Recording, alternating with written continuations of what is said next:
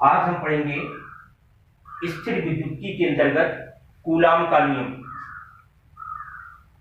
जैसा कि हम जानते हैं कि आवेश दो प्रकार के होते हैं, एक धनावेश होता है, एक ऋणावेश होता है। समान आवेशों के बीच प्रतिकर्षण बल रिपल्शन फोर्स लगता है, और अगर दो विपरीत आवेश हो तो उनके बीच आकर्षण बल लगता है, अट्रैक्शन फोर्स। लेकिन ये फोर्स लगता कितना है, इस फोर्स की वैल्यू कितनी होगी, ये हम कूलाम के नियम से ही ज्ञात करते हैं। तो इसके लिए देखें, मान लो दो पॉइंट चार्ज माने बिंदु आवेश, ये जो फार्मूला है ये बिंदु आवेश के लिए ही सत्य है। तो मान लो दो बिंदु आवेश हैं, एक Q1 है एक Q2, एक दूसरे से स्मॉल r दूरी पर रखे गए। तो अगर ये दोनों एक ही चिन्ह के होंगे, यानी दोनों पॉजिटिव या दोनों नेगेटिव होंगे तो प्रतिकर्षण होगा, विपरीत होंगे तो आकर्षण होगा, लेकिन बल तो होगा। तो ये जो लगने वाला बल है दोनों आवेशों के बीच, ये बल F, पहला ये है कि जो F है वो अनुक्रमानुपाती होता है किसके, आवेशों के गुणनफल। मतलब इसका आवेश Q1 है, उसका आवेश Q2 है, तो जो F है वो Q1 और Q2 यानी आवेशों के गुणनफल के अनुक्रमानुपाती होता है। दूसरा जो F है वो बीच की दूरी के वर्ग के व्युत्क्रमानुपाती होता है। इनके बीच की दूरी अगर हम r मान लें तो दूरी के वर्ग के यानी r² के व्युत्क्रमानुपाती है। और जो बल लगता है उसकी जो डायरेक्शन होती है वो इनको मिलाने वाली रेखा के अनुदिश ही लगता है, ऐसे, यानी बल ऐसे या ऐसे नहीं लगेगा, इन दोनों को मिलाने वाली रेखा की दिशा में ही बल होगा। तो देखें, हम जब दोनों को एक साथ करेंगे ये होगा, इसको हटाते कांस्टेंट लगाते हैं k।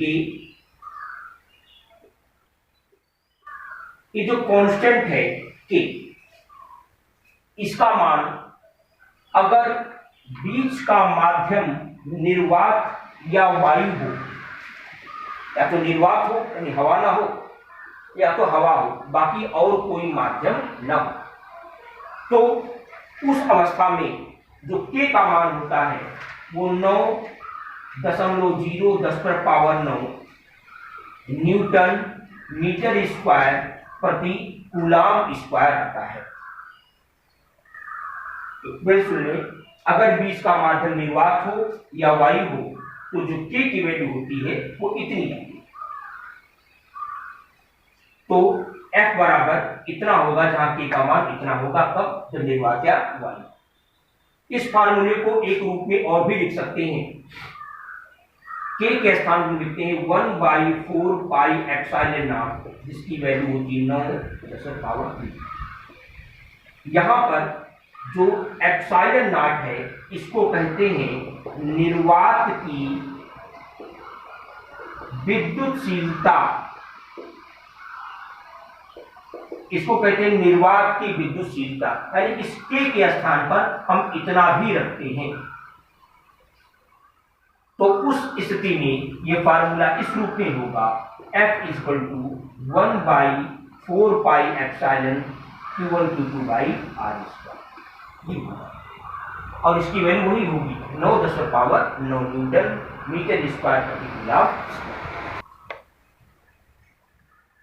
लेकिन अगर बीच में कोई कुचालक पदार्थ भरा हो, जिसे परावैद्युत पदार्थ भी कहते हैं, अगर कोई कुचालक पदार्थ बीच भर दिया जाए, जैसे मोम भर दिया जाए, कोई तेल भर दिया जाए, तो बल की जो वैल्यू है वो तुरंत चेंज हो जाती है।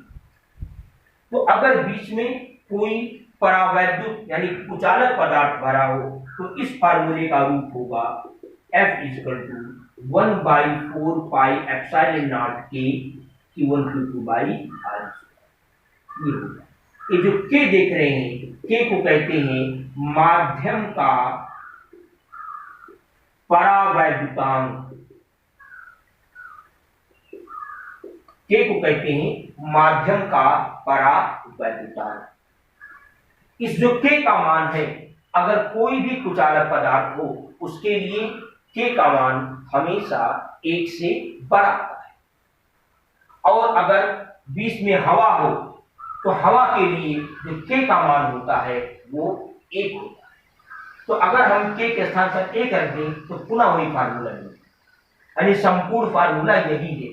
अगर निर्वात या वायु हो तो के स्थान पर 1 रखेंगे तो ये आ जाएगा।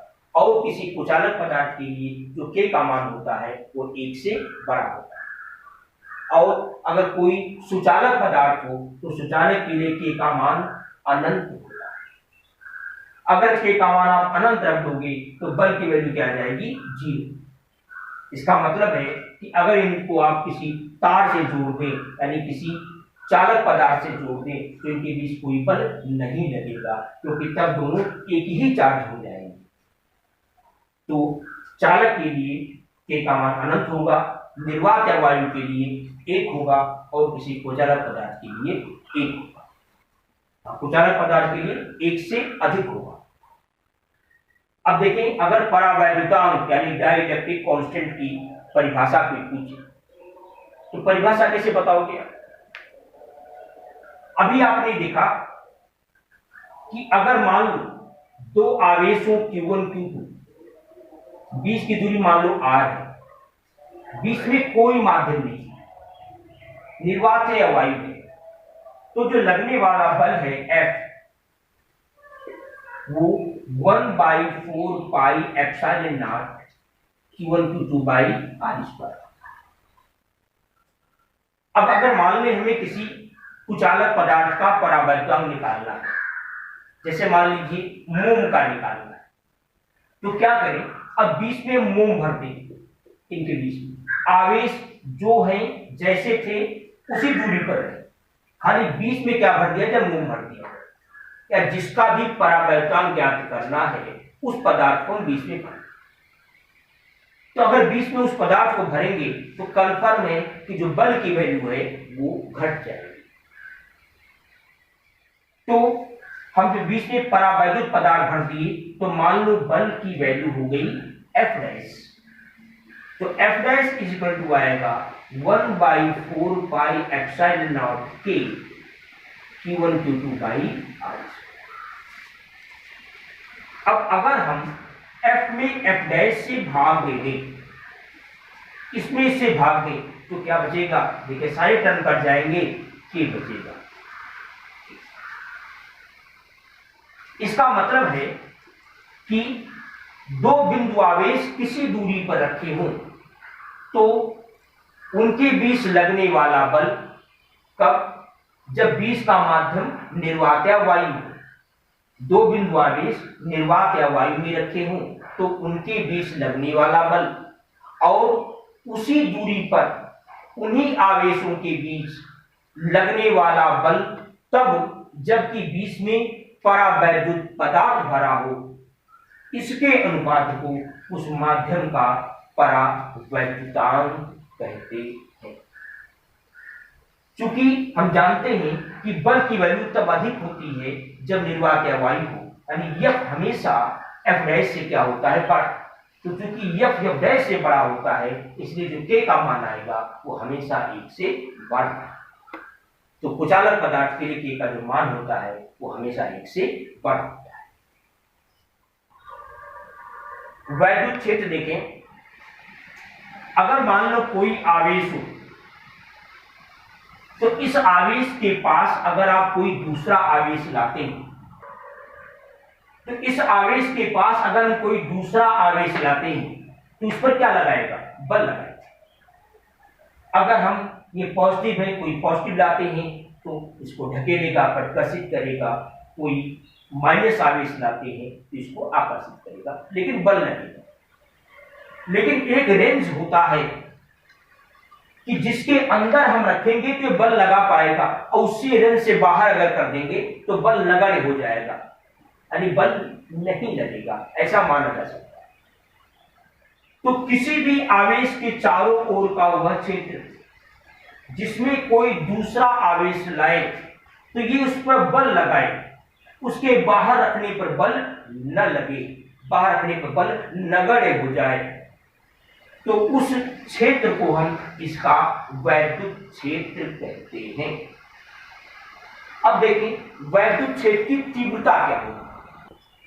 इस आवेश के पास में ही अगर आप कोई दूसरा आवेश ले आओ तो यहां ज्यादा बल लगेगा, लेकिन अगर कोई आवेश यहां रखो, इसे थोड़ा दूर रखो, तो इसकी तुलना में कम बल लगेगा। यानी बल तो हर पॉइंट पर लगेगा वैद्युत क्षेत्र के अंदर, लेकिन बल की जो तीव्रता होगी, जो इंटेंसिटी होगी, वो अलग अलग होगी। पास में ज्यादा तीव्र बल लगेगा और दूर रखने पर बल की तीव्रता कम हो जाएगी। तो अगर हमें किसी बिंदु पर वैद्युत क्षेत्र की तीव्रता ज्ञात करनी है, तो इसका मतलब होगा कि जिस बिंदु पर हमें वैद्युत क्षेत्र की तीव्रता ज्ञात करनी है, उस बिंदु पर हम एक छोटा सा आवेश रख दें, जिसको हम परीक्षण आवेश कहते हैं, टेस्ट चार्ज कहते हैं, उसको ला करके रखें। जब परीक्षण आवेश को रखेंगे तो परीक्षण आवेश का मतलब एक ऐसा आवेश जिसका खुद का कोई वैद्युत क्षेत्र ना हो, यानी बहुत ही छोटा आवेश हो और धनात्मक हो, उसी को हम परीक्षण आवेश या टेस्ट चार्ज कहते हैं। तो जिस बिंदु पर हमें वैद्युत क्षेत्र की तीव्रता ज्ञात करनी हो, उस बिंदु पर क्या करें, हम एक परीक्षण आवेश ला करके रखें।